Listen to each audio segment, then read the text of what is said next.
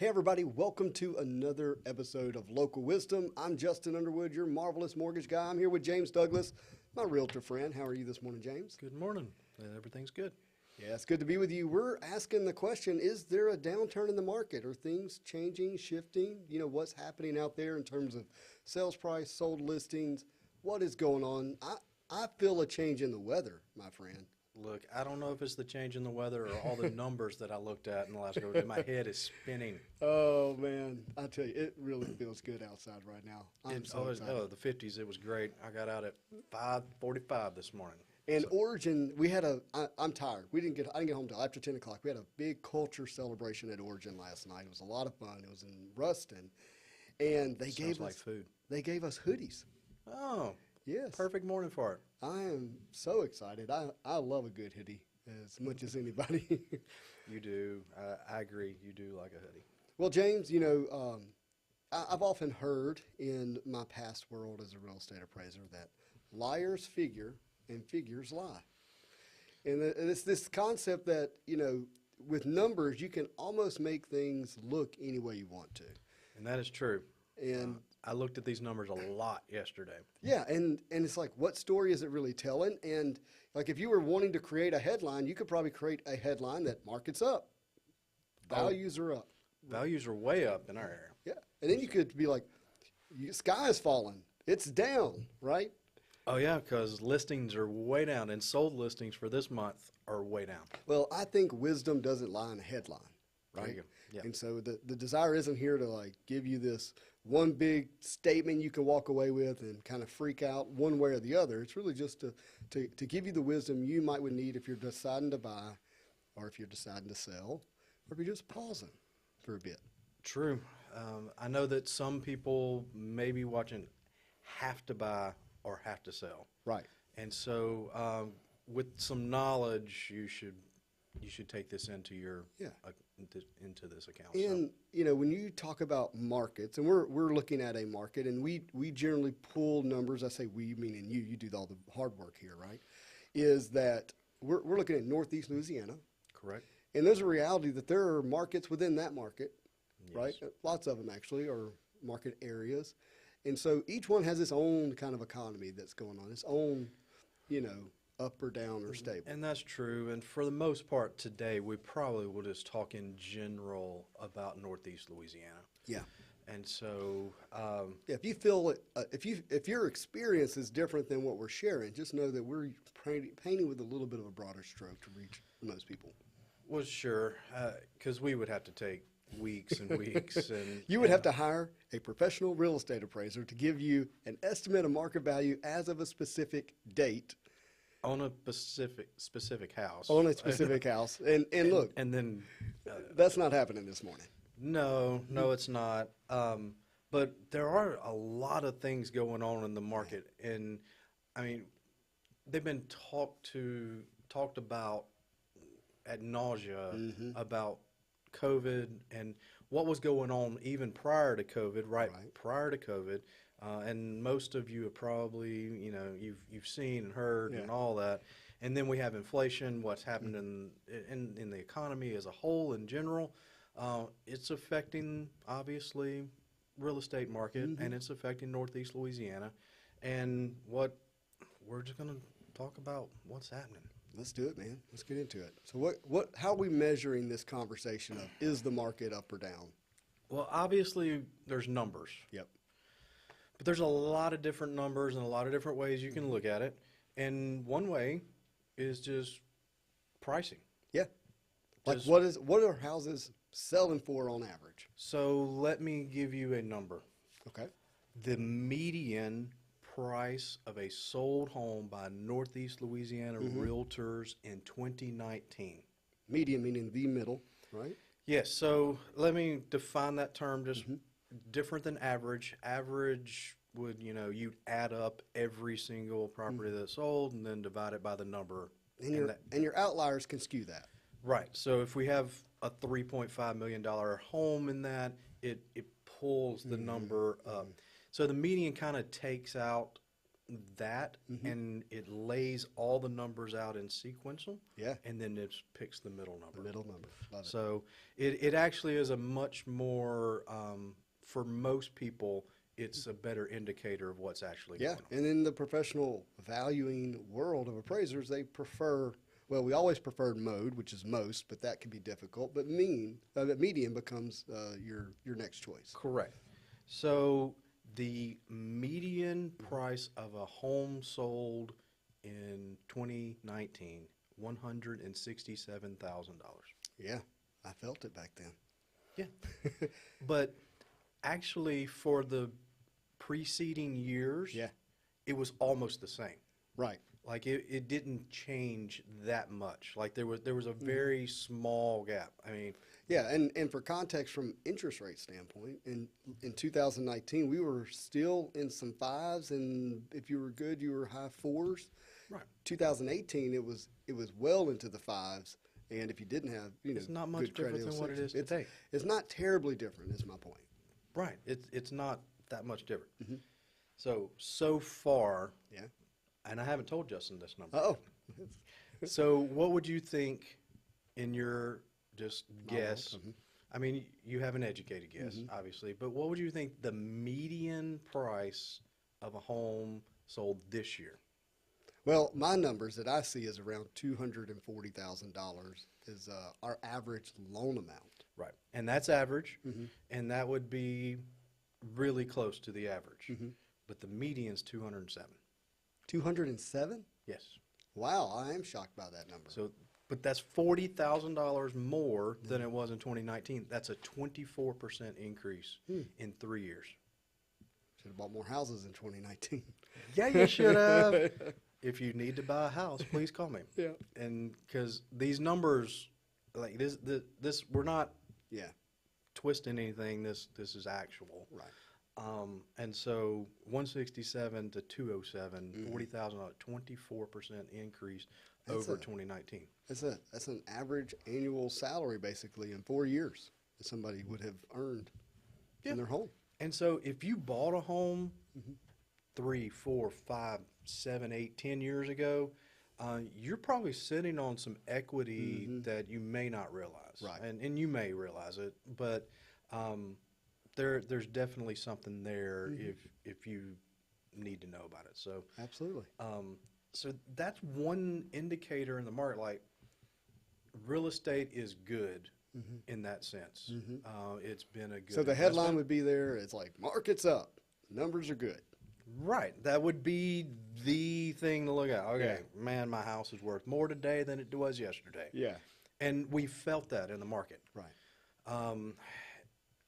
I'm going to jump to a number that is, for you and I, we deal with a lot.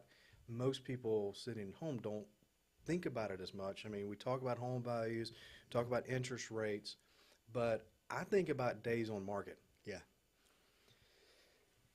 Wow. They have not, days on market have not gone up in any month since. It's a real-time analysis, my friends. Right. I mean, since, wow. Oh, cow. All right. So August of 2020. Okay, so from the day it was listed, signed in the yard, online, listing agreement signed, to the day that it closed. Correct. So the reality is there's likely a 25 to 30 day-ish period where it was under contract. Correct. So whatever you're about to tell us, subtract 30 days from that, that's really the time it was on the market. The average. Yes. So let's go.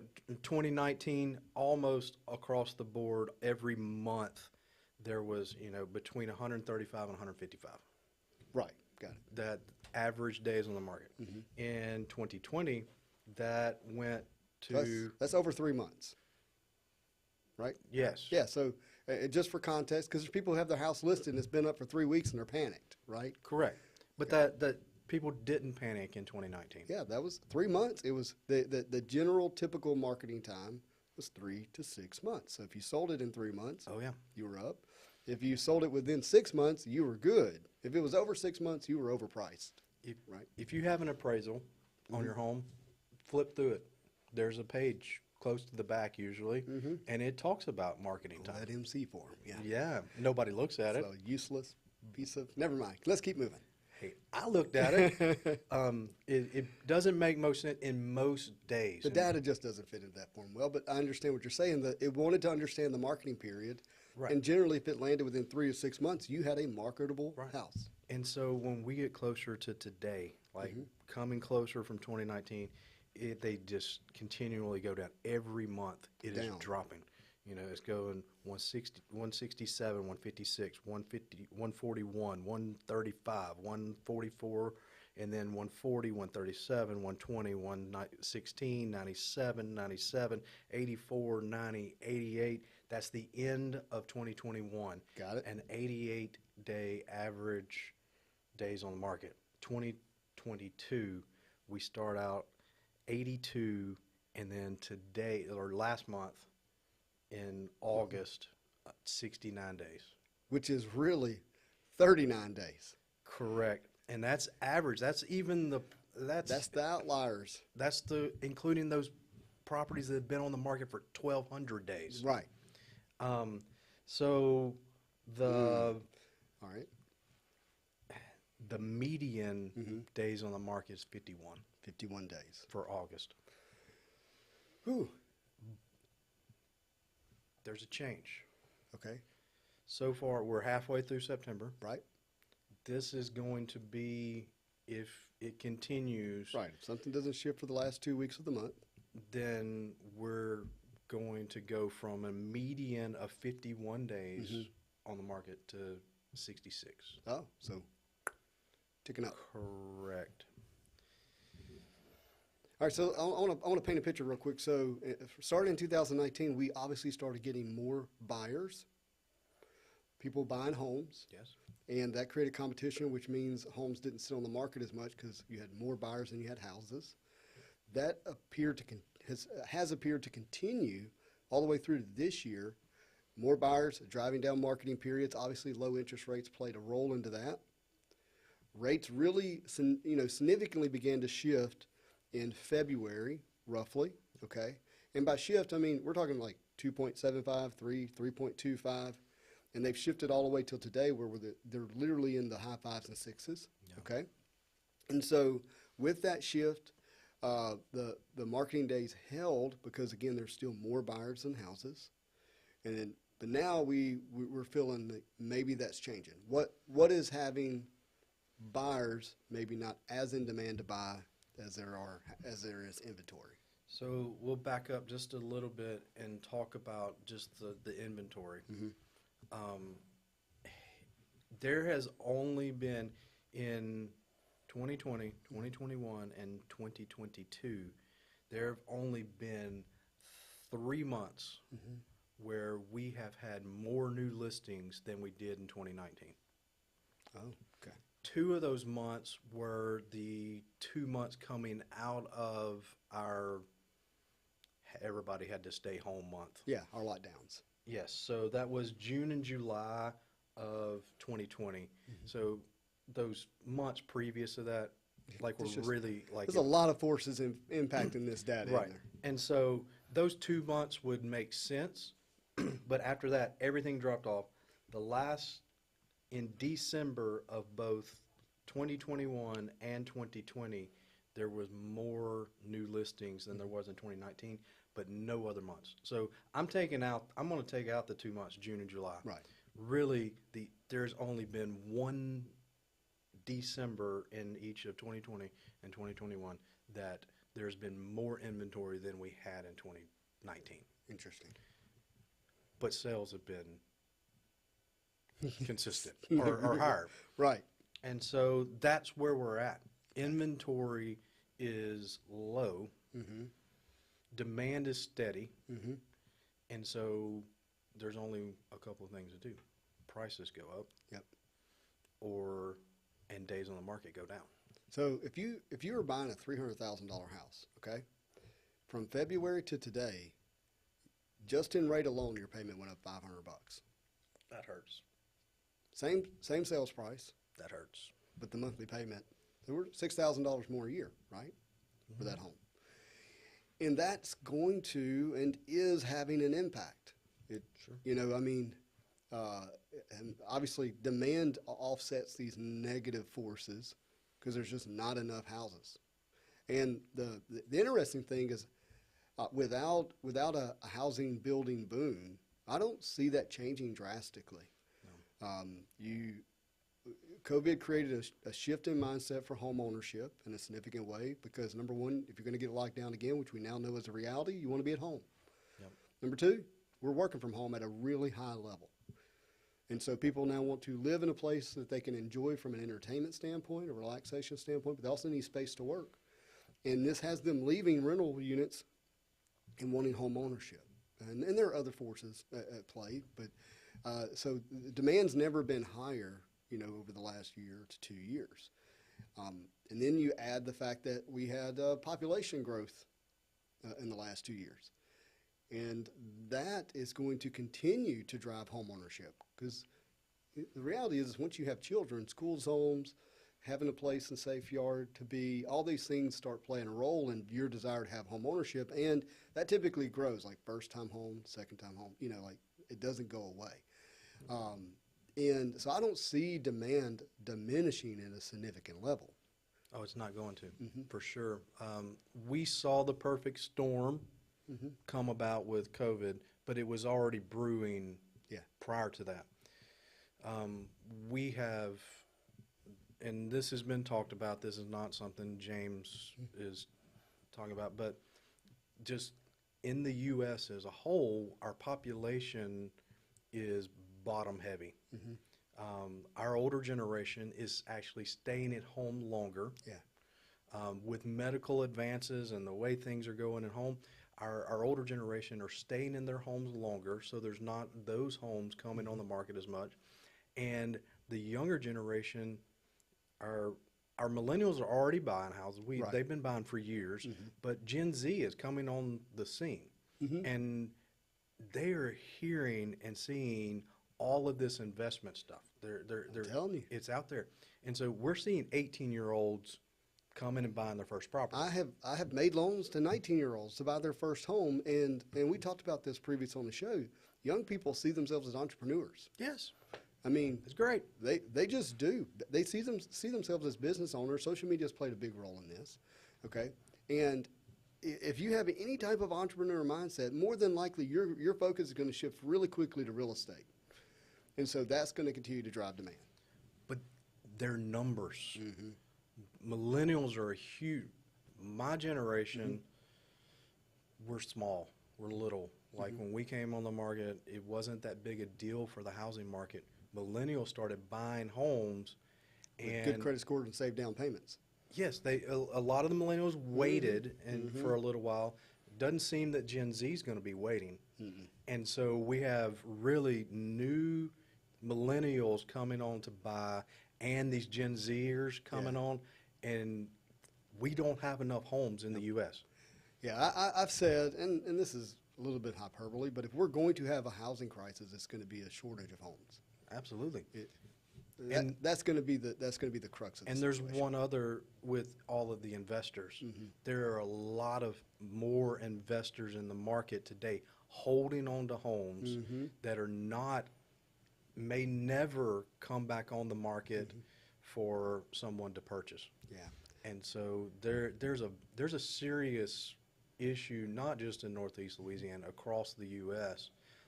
With the need for homes. With third-party rental companies like Airbnb, it turns your regular,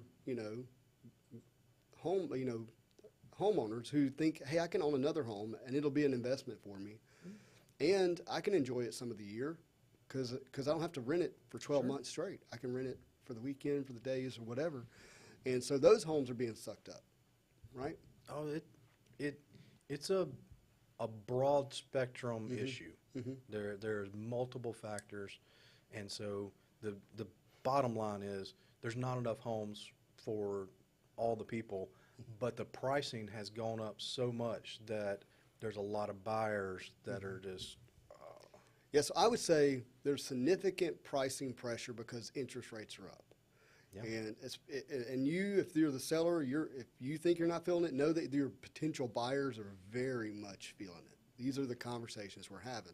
We're having to consult in a way that says, hey, look, you have a need for shelter, you have a need for home ownership. If you're going to live in a landlord unit, guess what's happening to their interest rate? It's going up as well. So you're going to pay it one way or the other, right? And so you might as well go ahead and focus on buying the right house, not so much focus on buying with the right rate.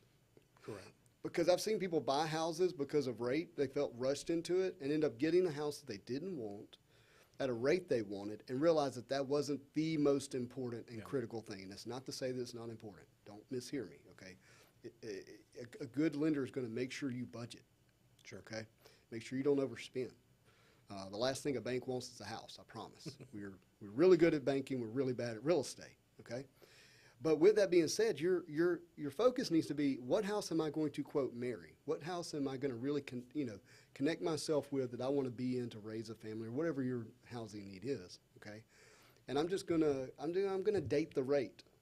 Sure. I'm going to date it, and I realize that if a better rate comes along down the road, strategically, if I'm working with a lender that's really thinking through my finances in a positive way, like long-term strategic, I'm going to refinance when it makes a lot of sense. Sure. And so this higher rate environment that we're in, you may only have it for 12 months, 24 months, because this is what happens. It just does. That's just what up and down is what happens in the interest rate world.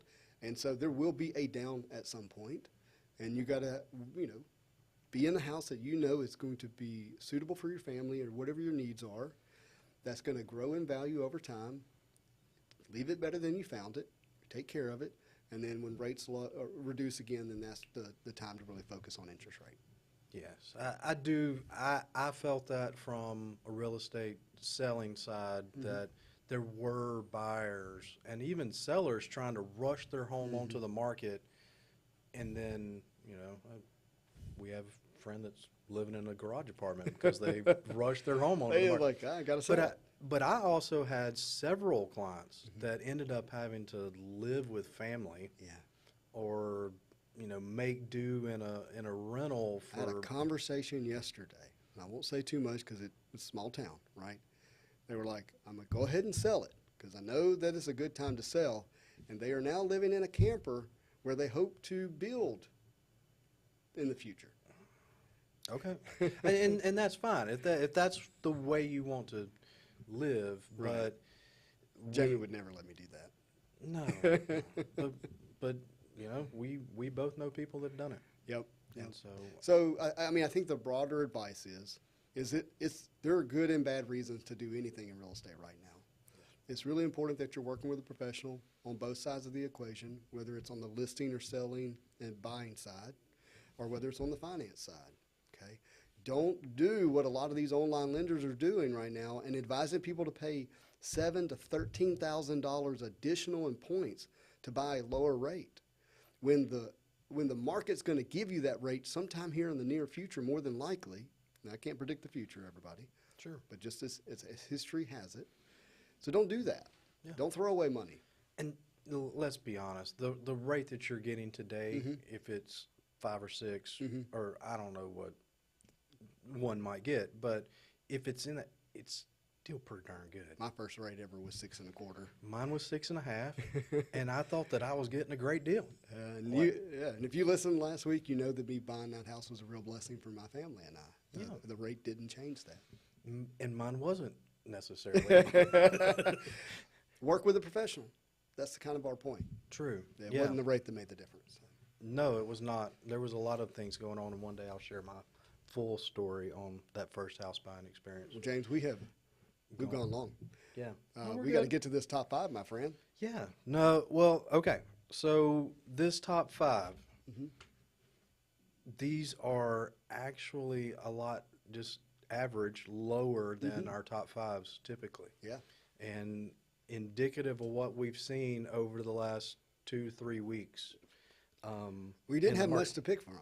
You said only 29 deals closed. Only 29 this week. It was a short week. It was 4 working days. We had Labor Day. Right. And, coming off the end of a month. right? Correct. And so we don't want to we're not going to, this is not Monday morning quarterback where we're overreacting, right? You know? Yeah. So, No. But usually you have 29 that just couldn't make it at the end of the month, and they get pushed over. it is a into- really low number. I don't, again, And so, we'll react strongly next week because we'll have a full week after that to look at. Sure. All right. Number 5 is in Monroe on Desterhan Drive. Let's do it, Desterhan. It was listed at $347,500 and sold for $337,000. Who is our real estate agent? Marla McIntyre. Miss McIntyre, congratulations. Yeah, Miss for Marla. making the top 5. Good job, Marla. All right. Number 4 is in West Monroe, Gretchen's Walk, right around the corner from Justin and I. I may be familiar with this one. And all right, listed at $339 and sold for $339. Yeah. The other one sold for $10,000 less than asking. This one sold for asking. Even in the middle of this, whatever we're going through, 99% of list price is what the average home is selling for in Northeast Louisiana, and this goes full price. Who's our realtor? Our realtor, Elizabeth Freeman. All right. Congratulations, Miss Elizabeth. Yes. All right. And then number 3, listed at $339,000, just like the last one, in Sterlington on Perrick's Beak Road. Yeah. But it's over $355,000. Holy smokes. Yeah. Donna Mentor got that one sold. $355,000. It's a nice home. It's clean. Looks good. It's a newer home. Yeah. But it was great. But again, here we are with something that sold above asking because there's just not that much There's on the not market. enough there, but good job, Miss Donna. Yeah. And then the next one is in West Monroe. Number on 2? Ingram. Number 2. Ingram with an I? With an I. Got it. Ingram. All right. And so Brian Bendeley and Linda Edwards teamed up on this Mr. one. Brian. Oh yeah, no, Brian does a great job. It was listed at $375. It's got a pool, but sold for $368. Okay, 365 was the list, sold for 368, so it went above list price. Days on the MLS, 83 days. Good job, Mr. Brian, Miss Linda. Yeah, no, this is great. And then number 1, Oh, the crowd is excited. great job by Mickey Freeman again to Miss get this Nikki, one sold. she's been in number 1 spot before, I believe. She's definitely been in the top 5 multiple Yeah. times. So, on Phillips Drive in Farmerville, Oh, it's got a Farmerville address. the UP. Yeah, it's more Rocky Branchish, Okay. but it's on the Washita River. Nice. Yeah, no, it's a true 2-story home. Yeah. Looks out over it's a really nice home. Listed at $489, sold for $460. Originally was listed at $495. We got 175-day market time. These are unique properties. This was very unique, actually. We've talked about water, and the river. People worry about the river and the rising water. I do not believe this home flooded, so I think this is a great property for somebody. But this shows if you have a realtor that got their thumb on what's going on, they're going to be advising you on your pricing. Right. We are getting with days on the market like 60. You're getting almost instant feedback on your pricing. And that's what I've been telling people is we're going to know one way or the other. Yeah. We're either going to get a lot of people looking at it and they're going to be giving us feedback verbally, or we're not going to be getting a lot of, and then we're going to know, hey, If it's cold at all, we got to be on it quick. And so, good job, Mickey, getting that done. She does a great job, and she did it again here. So. yeah, what a great top 5. Yeah, no, it's good, and I'm going to be interested to see what happens the rest of this month. Yeah.